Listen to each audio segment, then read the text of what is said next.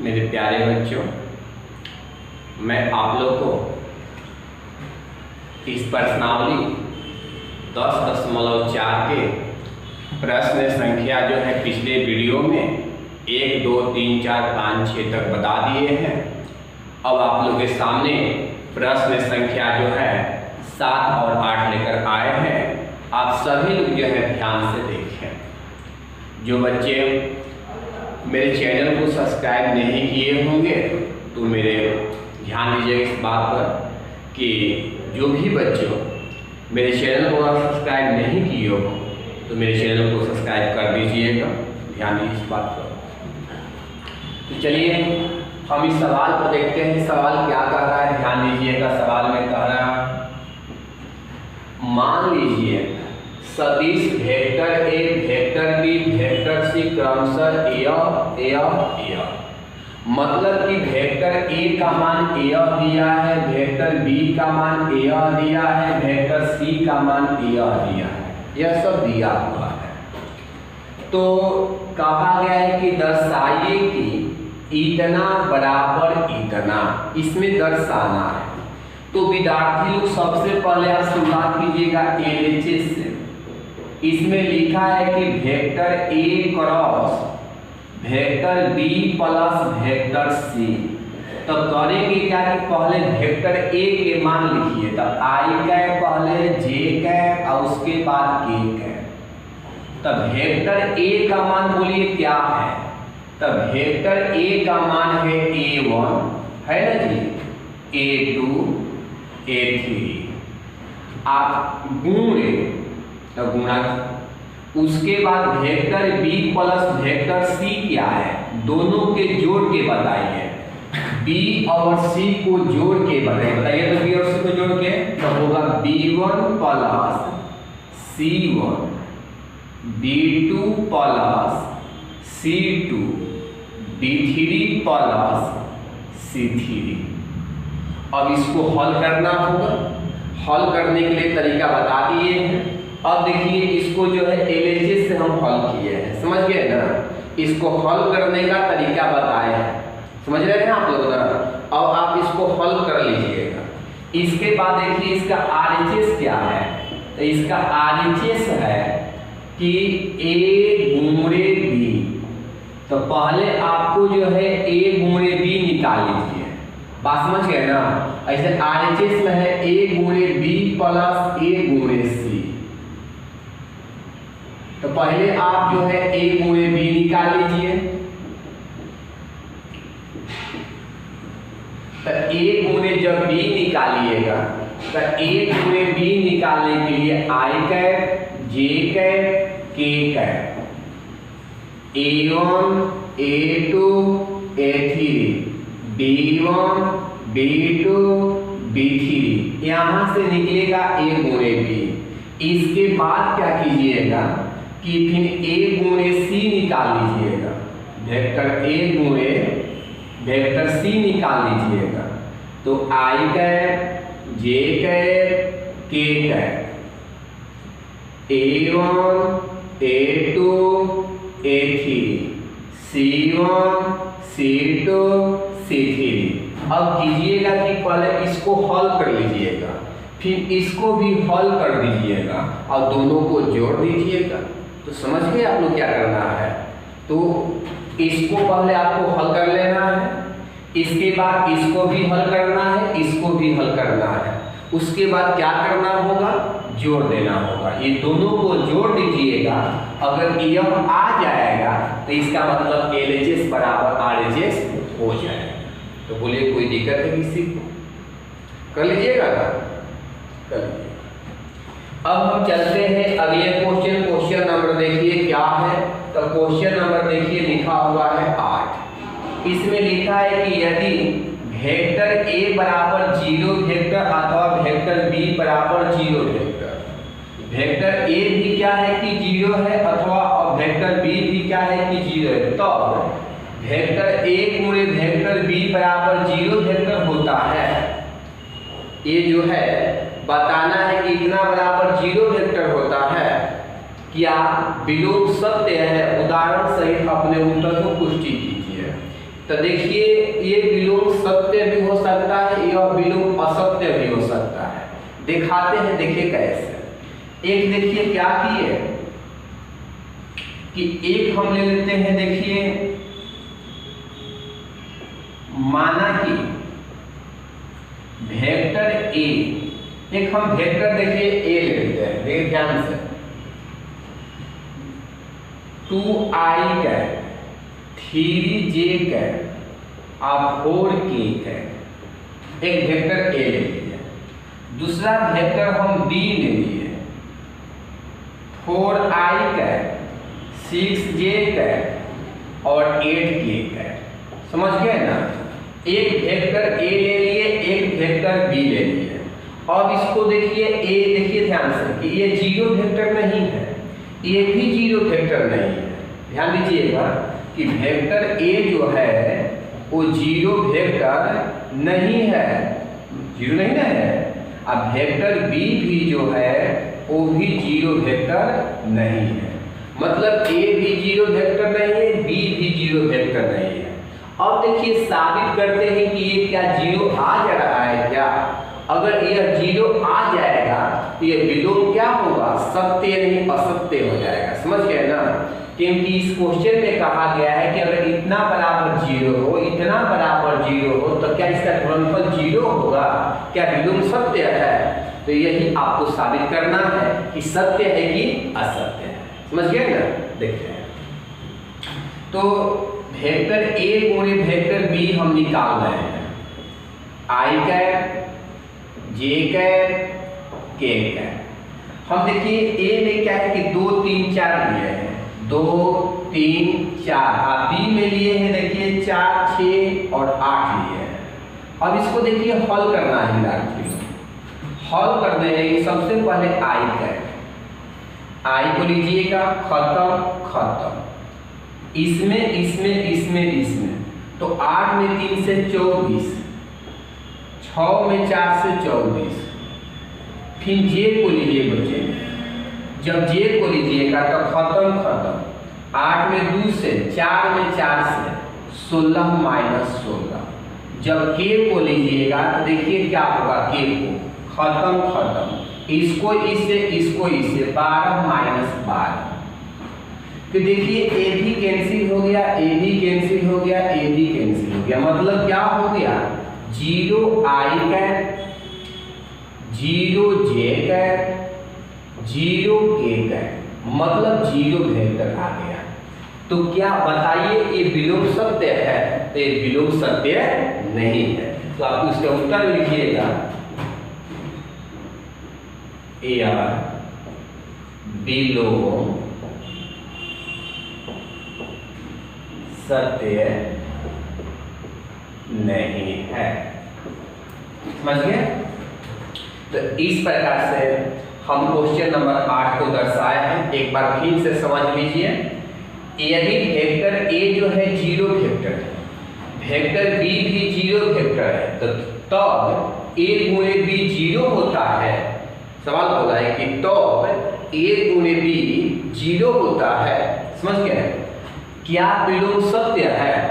वाट लगाइए, क्या विलोम सत्य है? अगर देखिए सत्य है तो देखिए उदाहरण से अपने उत्तर को पुष्टि कीजिए। तो हमने उदाहरण दिया, देखिए एक मान लिए वेक्टर ए, एक मान लिए वेक्टर बी। ये वेक्टर ए जीरो वेक्टर नहीं लिए है, वेक्टर बी भी जीरो वेक्टर नहीं लिए, लेकिन इसका जो गुणनफल किए तो जीरो वेक्टर आ गया। मतलब कि ये विलोम सत्य नहीं है, मतलब क्या है? असत्य है। क्लियर? देखिए क्वेश्चन नंबर 9 और क्वेश्चन नंबर 10। देखिए क्वेश्चन नंबर 9 क्या है कि एक त्रिभुज का क्षेत्रफल ज्ञात कीजिए। एक त्रिभुज के क्षेत्रफल ज्ञात कीजिए जिसके शीर्ष यह और यह है। मतलब कि क्या करना है कि देखिए एक त्रिभुज बना लीजिए। बन गया त्रिभुज। इस त्रिभुज का जो शीर्ष है वो दिया हुआ है, 1 1 2 है ना जी, 2 है। बी का दे दिया है 2 3 5, सी का दे दिया है 1 5 5। तो कहा गया है कि देखिए एक त्रिभुज है, उसका शीर्ष दिया हुआ है, तब बोला है कि त्रिभुज के क्षेत्रफल निकालिए, त्रिभुज के क्षेत्रफल निकाल दीजिए। मतलब कि त्रिभुज ए बी सी का क्षेत्रफल चाहिए। तो इसके लिए फॉर्मूला 1/2 ए बी वेक्टर गुणे BC वेक्टर, AB वेक्टर गुणे BC वेक्टर। तो पहले आप AB वेक्टर पता कीजिए, उसके बाद BC, तब इसको गुणनफल तब न मोड निकलेगा। तो देखिए पहले पता करते हैं कि देखिए बच्चों AB वेक्टर क्या होगा। तो AB वेक्टर हो जाएगा, देखिए AB 2 में से 1 घटेगा, 1 आई कैप, 3 में से 1 घटेगा, 2 जे कैप, 5 में से 2 घटेगा तो 3 के कैप। क्लियर हो गया? 2 में से 1 घटा, 3 में से 1 घटा, इसमें से 1 घटा। क्लियर है? अब आप पता कर लीजिए कि BC वेक्टर क्या होगा। तो BC वेक्टर हो जाएगा 1 में से 2 घटेगा -1 आई कैप, 5 में से 3 घटेगा 2 जे के कैप, सॉरी जे कैप, 5 में से 5 घटेगा 0 के कैप। समझ में आ गया? 1 में से 2 घट गया है, 5 में से 3 घट गया है और 5 में से 5 घट गया है। अब करना क्या है कि AB वेक्टर गुणे BC वेक्टर निकाल दीजिए। तो पहले I कैप, उसके बाद J कैप, उसके बाद K कैप। बता दीजिए 1 है, 2 है, 3 है, आगे बोल दीजिए -1 2 0। क्लियर है? अब इसको हल करते हैं बच्चों। जब इसको हल करिएगा तो लिखिएगा पहले I कैप, I कैप है, ध्यान दीजिए यहाँ पर, खत्म खत्म, इसको इससे, इसको इससे, तो 0 -3 दूनी का 6, 3 दूनी का 6। अब J कैप को ले लीजिए। जब J कैप को लीजिएगा तो खत्म खत्म, इसको इससे, इसको इससे, तो 0 और -3। इसके बाद K कैप को ले लीजिए। जब K कैप को लीजिएगा तो खत्म खत्म, 2 और -2। आगे देखिए क्या होता है बच्चों। तो देखिए आगे जो होगा, यहाँ हम कर देते हैं, आगे जो होगा कि देखिए AB वेक्टर गुणे BC वेक्टर का जो मान होगा वो इसमें से -6 आई कैप, A होगा -3 जे कैप, यह होगा 4 के कैप, 2 2 4। अब इसका जो है निकाल लीजिए मोड। तो AB वेक्टर गुणे BC वेक्टर का मोड, -6 के स्क्वायर 36, -3 के स्क्वायर +9 और 4 के स्क्वायर 16। तो मेरे प्यारे बच्चों इसको आप जोड़ दीजिए। जब जोड़िएगा तो 36 और 9 क्या होगा, तो 45। अब 45 और 16 देख रहे हैं ना, 45 और 16 दोनों में कितना हो जाएंगे, तो हो जाएंगे 61।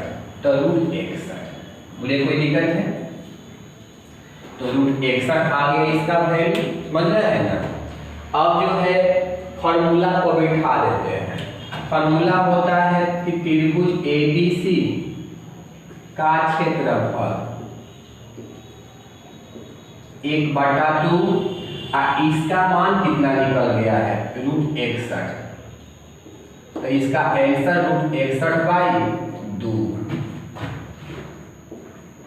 यूनिट के स्क्वायर।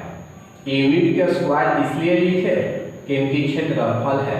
क्षेत्रफल कभी भी बिना मात्रा का नहीं होता है, समझ गए? तो चलिए अब हम इसके बाद क्वेश्चन नंबर 10 पर बात करते हैं। क्वेश्चन नंबर आप सभी लोग ध्यान दीजिए। समानांतर चतुर्भुज का क्षेत्रफल निकालें जिसकी संलग्न भुजाएं यह और यह दिया हुआ। वही बात आप वेक्टर ए गुणे वेक्टर बी निकाल लीजिए। आई कैप, जे कैप, के कैप, पहले इसको निकाल लीजिए। तो 1 माइनस 1 3, 2 माइनस 7 1। अब खूब सोच रहा है कि ये कहाँ से लिख दी है। आई कैप के बगल में एक तो है ना, जे कैप के बगल में माइनस 1 है ना, ये क्या कीजिएगा और इसको हल करते हैं। जब इसको हल करेंगे तो देखिए क्या होता है। इसको हल करने पर ए वेक्टर बी, इसको हल करके देखते हैं क्या होता है। पहले आई कैप ले लीजिए। जब आप आई कैप लिए तो खत्म हो गया, खत्म हो गया। इसको इससे, इसको इससे, तो एक में इससे माइनस 1, इसमें इससे, तो आपका 70 का 21 माइनस माइनस प्लस, प्लस 21। अब चलिए जे पर बात करते हैं। तो जे के साथ माइनस आता है ना। अब देखिए खत्म हो गया। एक में एक से, इसमें इसमें, तो एक में एक से करोगे तो 1 का 3 दूनी का 6, 1 माइनस 6। उसके बाद हम बात करते हैं के कैप पर। के कैप पर एक खत्म हो गए, माइनस 7 और आपका minus minus plus 2, plus 2, minus minus plus 2। अब इसको हल कर दीजिए। 21 में से 1 हट जाएगा, 20 आई कैप। 1 में से 1 घटेगा तो -5 में माइनस, प्लस 5 जे कैप। इसमें से यह -5 के कैप। अब क्वेश्चन में कहा गया है कि पहले इसका देखिए मोड भी निकाल लीजिए। तो मोड निकालिएगा तो अंडर 20 के स्क्वायर 400, 5 के स्क्वायर 25, -5 के स्क्वायर 25, अंडर 450। देख रहे हैं 450 को आप कुछ लिख सकते हैं क्या? देख लेते हैं। 450 को आप क्या लिख सकते हैं? देखिए 3 बार में 150, फिर 3 बार में 50, फिर 3 बार में नहीं जाएगा, 5 बार में 10, 5 बार में 2, मतलब कि 15√2 लिख सकते हैं। इसको लिख सकते हैं 5 5 1 5, और इसको लिख सकते हैं 3 बचते हैं 15 इसको आप लिख सकते हैं 15√2 यूनिट के स्क्वायर। तो इस प्रकार से इसका आंसर हो गया। क्योंकि आप जानते हैं कि समानांतर चतुर्भुज का जो क्षेत्रफल होता है वो होता है वेक्टर ए गुणे वेक्टर बी का मोड। क्या होता है? वेक्टर ए गुणे वेक्टर बी का मोड। यहाँ पर आप लिख सकते हैं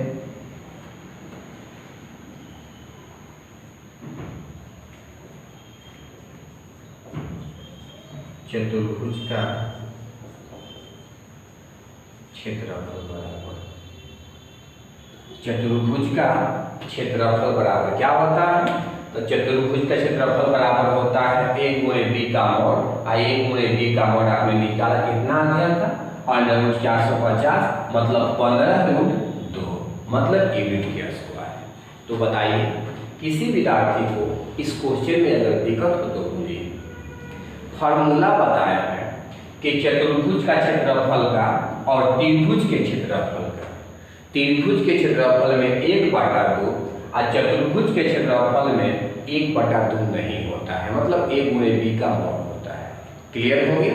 अब हम इसके अगले क्वेश्चन 2 ऑब्जेक्टिव है देख ले। अब मैं आप लोगों को प्रश्न संख्या 11 पर लेकर चलता हूं। देखिए प्रश्न संख्या 11 क्या है, आप सभी लोग ध्यान से देखें। देखिए लिखा है क्वेश्चन में, मान लीजिए सदिश वेक्टर ए और वेक्टर बी इस प्रकार है कि वेक्टर ए के मोड का मान 3 दिया है, वेक्टर ए के मोड का मान जो है 3 दिया है, वेक्टर बी के मोड का मान जो है √2/3 दे दिया है। समझ गए? और कह दिया है कि ये देखिए कि वेक्टर ए गुणे वेक्टर बी एक मात्रक सदिश है, एक मात्रक सदिश है। तो मात्रक का मतलब कि इसका मॉड का मान 1 होना चाहिए, इसका मॉड का मान 1 होना चाहिए, ध्यान दो। तब बोला है क्वेश्चन में क्या निकाले, तो कोण मतलब थीटा निकाले। मेरे प्यारे बच्चों, मैं आप लोग को फॉर्मूला बताया था, इसके लिए फॉर्मूला बताए थे, क्या बताए थे ध्यान दीजिए। तो देखिए इसके लिए फॉर्मूला यह बताए थे, mod of vector A into mod of vector B into sine theta.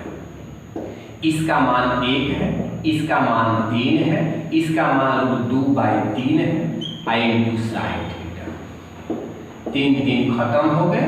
इसको जो है गुना में तो भागा में लेके आ जाइए, तो आप लिखिएगा साइन थीटा बराबर 1/√2, क्योंकि ये गुना में है तो भागा में आ गया।